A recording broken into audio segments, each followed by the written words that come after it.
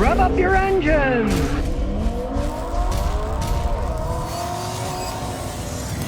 Today, by popular demand, I'm going to give you a tour of my garage. Wow.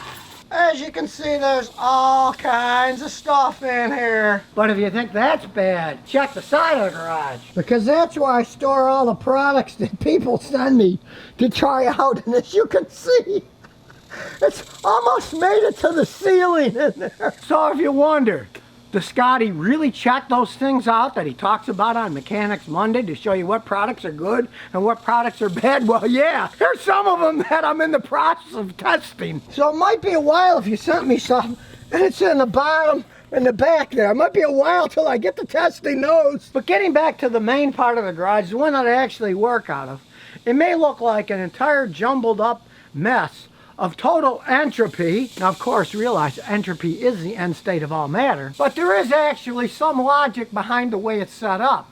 In the front, when I open it, that's the stuff that I use every day, so I stick in the front so I can find it easier. Then there's my little Stanley battery pack, and if you notice, it's hooked up to my giant LED bar. That's how I light the place. It's never been wired for electricity. I wire certain things for electricity, like my compressor that runs on 220. There's no 110 in this garage. I use a little battery pack to run the lights when I need lighting, when it's dark. And what do I use to light it? This cool LED bar. Supposed to go on off-road trucks. Company sent it to me. Hey, it works great for lighting my garage. I don't own any trucks, so. And of course, here in the forefront, 2 jacks. They both came from Harbor Freight Tools. This one I've had for about 12 years, and this one I've had for about 1.5 years. And I gotta say, this 3-ton one's the best jack I ever had. It's low profile, so it'll jack anything up. And as you can see in here, it's a dual pumper. 1, 2. So it's really strong and it jacks up fast. And since you're often using the drill, here's my DeWalt drill.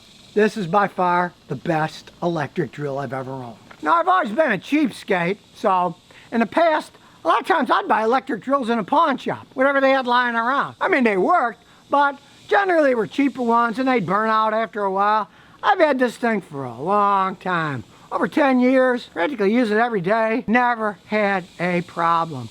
The automatic drill chuck stuff, those are so great. You don't have to worry about a stupid key that you're gonna lose.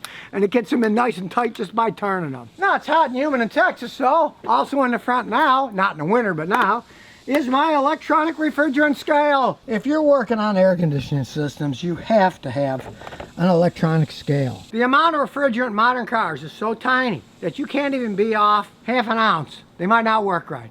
So you gotta have one of these scales. Now, truth be told, this is the second one of the same exact scale that I've owned. The first one I had for about 7-8 years, forgot about it. I backed over with the car and crushed the thing. And strangely enough, the broken one still gave some readings, but hey, I couldn't trust it anymore. So I went and bought a new one. I've had this one for like 6 years now, and it still works perfectly fine. Only thing I gotta replace is the old 9-volt battery in it every once in a while. What else do I have in the front? Box of these stupid tabs. Anytime you're working on modern cars, those stupid little plastic tabs that hold on plastic parts, those undercarriages in the car that you gotta take off if you work on them, they always break. So you can get boxes of these things for like $9. You'll get like 6 of them for $9 at the auto parts store. Here you get a whole gigantic box. They're made in China, they're plastic. I got them in the front because I'm always using them when stuff breaks when you take it off on a car. When you got a box of them for $9 or so, saves aggravation. Then you're just like, how am I gonna take this plastic stuff apart without breaking it? You don't care. You just break the old ones off and then you snap these new ones in. And of course, what else is in the front? My bucket for washing cars with my polish in it. I don't go to a car wash and have somebody wash my car. I do it myself. If you use something like this new finish, it's not technically a wax, technically it's a polish. They say once a year. I still do it 4 times a year.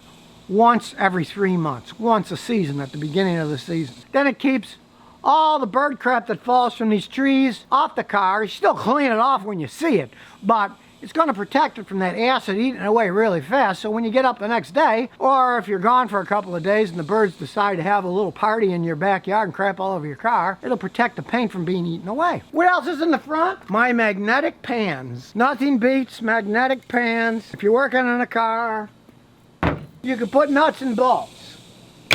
Flashlights. I got a little one and a big one. Stick them wherever you want. They're not going to move, and you're not going to lose stuff. And if you accidentally bump against them, hey, the magnets are pretty solid. Plus, the good ones like this, magnets, bud, coated with thin rubber. That's why I didn't care if I threw it on the paint. It's going to hurt the paint. What else do I have in the front? Well, my BT 260 tester. I always forget the name. That's why I had to look at it. As you can see, it's got the super long cable, so it can go a really long way. Now, I used to use the more expensive version. This is a Chinese version. This costs less than half of what the fancy one I used to use, and it actually has more features. It does voltage, it does ground. It also has all kinds of features you can access.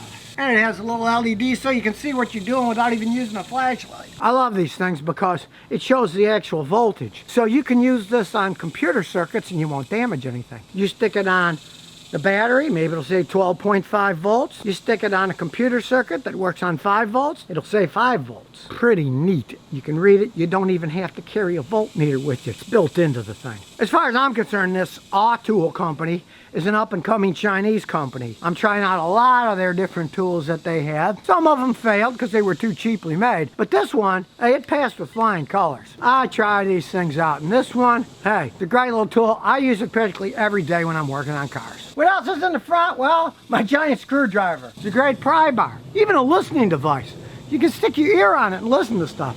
And you can see the plastic end is broken off because I've used it so many times. I found when the plastic end did break off, then my ear is right on the metal and you can actually hear better than when it had the plastic end. If I was ever going to use one of these for a listening device, I would get my cutter and I would deliberately cut the end off and put it off. So there's the bare metal that I can hear with.